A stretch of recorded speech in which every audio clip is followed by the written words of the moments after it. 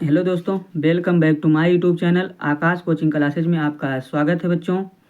तो मैं आज आपके लिए अर्धवार्षिक परीक्षा 2025 विषय हिंदी और कक्षा 9 पूर्णांक आपके 70 रहेंगे। दिया है समय 2 घंटे, सभी प्रश्न करने अनिवार्य हैं। पहला प्रश्न आपकी स्क्रीन पर है। खड़ी बोली गद्य के जनक हैं। तो खड़ी बोली गद्य के जनक भारतेंदु हरिश्चंद्र जी हैं। आगे दिया है प्रश्न नंबर 2, प्रताप नारायण मिश्र का निबंध नहीं है। तो कछुआ धर्म प्रताप नारायण मिश्र का नहीं है बच्चों। आगे दिया है प्रताप नारायण मिश्र ने किस पत्रिका का संपादन किया है। तो ब्राह्मण पत्रिका का संपादन किया है प्रताप नारायण मिश्र जी ने। आगे दिया है चक्षु सर्वा किसे कहा जाता है बच्चों। तो आपको पता होगा चक्षु सर्वा सांप को कहा जाता है, सर्प। आगे दिया है हिंदी साहित्य के आदि काल की रचना नहीं है। हिंदी साहित्य के आदि काल की रचना नहीं है, तो पद्मावत। आगे ध्यान दीजिएगा, किस काल को हिंदी काव्य का स्वर्ण युग कहा जाता है।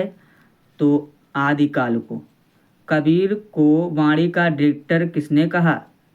तो हजारी प्रसाद द्विवेदी जी ने कहा। और कह रहा गीत गोविंद की टीका किसकी रचना है। तो गीत गोविंद की टीका जो है बच्चों मीराबाई जी की रचना है। आगे दिया है वीर रस का अस्थाई भाव। तो वीर रस का अस्थाई भाव उत्साह होता है बच्चों। तनु और अनुहरत सुचंदन खोरी, तो इसमें वैभव है। आगे ध्यान दीजिएगा, तरन तनुजा तट तमाल तरुअर बहुछाए में अलंकार है। तो अनुप्रास अलंकार है, क्योंकि यहाँ पर ता व्यंजन वर्णों की आवृत्ति हो रही है। काठ का तत्सम है, काठ का तत्सम होता है काष्ठ। और अग्नि शब्द का तद्भव है, तो आग। आगे दिया है गमन का विलोम होता है आगमन। विलोम मीन्स उल्टा होता है। और निम्न में कौन सा रात का पर्यायवाची है। तो रात का पर्यायवाची रजनी होता है बच्चों, रात्रि होता है। दिया है फिर प्रतिदिन में समास है। तो प्रतिदिन में अव्ययी भाव समास है। क्या है, अव्ययी भाव। आगे फिर कपीसा का संधि विच्छेद है। तो कपीसा का संधि विच्छेद कपी धन ईसा। ध्यान दीजिएगा बच्चों। और सुरेश में संधि है, तो गुड़ संधि है सुरेश में, ध्यान दीजिएगा आप लोग। और रामेण रूप है, तो तृतीया विभक्ति एक वचन। रामेण जो है बच्चों आपका तृतीया विभक्ति एक वचन, आप लोग उसे देख लीजिएगा अपने अनुसार। और आगे चलिए 20 नंबर आप लोग देख लीजिए, आगच्छताम किस वचन रूप है। तो आप लोग इसे कमेंट में बताइएगा बच्चों। और आपका बा प्रश्न आ गया, यदि हम वैध होते तो कप और पित्त की सामर्थ्य की व्याख्या करते, भूगोल वेदता होते। तो बच्चों कोई दिक्कत है नहीं, आपका क्या बोला गया है, प्रस्तुत गद्यांश के लेखक का नाम लिखिए। तो आपको पता है बच्चों यहाँ पर कह रहा है बात करते, तो ये बात नामक पाठ से लिया गया है। इसके लेखक प्रताप नारायण मिश्र जी हैं। तो आपको लिखना है संदर्भ में, प्रस्तुत गद्यांश हमारी पाठ्य पुस्तक हिंदी के बात नामक पाठ से लिया गया है। इसके लेखक प्रताप नारायण मिश्र जी हैं। और रेखांकित अंश की व्याख्या करनी है, ये मतलब जहाँ से जहाँ तक रेखा पारा गया बच्चों यहाँ तक इसका व्याख्या लिखना है। तो बच्चों ये हिंदी में दिया गया, अगर आपको व्याख्या करना आ रहा है तो कर दीजिए, नहीं तो यहीं से यहाँ तक उतार दीजिए, कोई दिक्कत है नहीं बच्चों। आगे दिया हम अपने हृदय भावों को अभिव्यक्ति किसके माध्यम से करते हैं। तो आपको पता होगा हम अपने हृदय भाव की, तो यहाँ देखो दिया गया है हम केवल अपने हृदयमस्त भाव को प्रकाशित कर सकते। तो आपको यहाँ से यहाँ तक लिख देना है बच्चों। आगे दिया गया है दूसरा, कह रहा है इसका अर्थ लिखना, इसमें भी संदर्भ आपको लिखना है बच्चों, ठीक है। आगे कह रहा है रेखांकित अंश की व्याख्या, इसमें भी रेखांकित अंश की व्याख्या करनी है। तो इसमें आपको आपकी अर्थ लिखना होगा, क्योंकि यहाँ पर आप लोग ऐसे नहीं उतार सकते हो, आपका पद्यांश से बच्चों, है ना। तो आगे चलिए हम चलते हैं थोड़ा सा।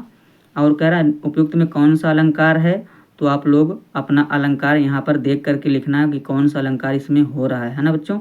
आगे किसी लेखक का आपको जीवन परिचय लिखना है, प्रताप नारायण मिश्र, श्री राम शर्मा, प्रेमचंद, इनका आपका वो जीवन परिचय लिखना है। फिर इनकी एक एक रचना भी लिखनी है, यहाँ दिया गया एक रचना भी लिखना है।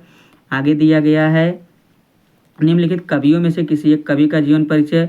तो मीराबाई, कबीरदास, ये आपका जीवन परिचय इनका लिखना है। आगे दिया है निम्नलिखित संस्कृत गद्यांश का हिंदी में अनुवाद कीजिए। तो बिना ही मनुष्याणाम भूषणम, तो यहाँ से लेकर के यहाँ तक आपको अर्थ लिखना है।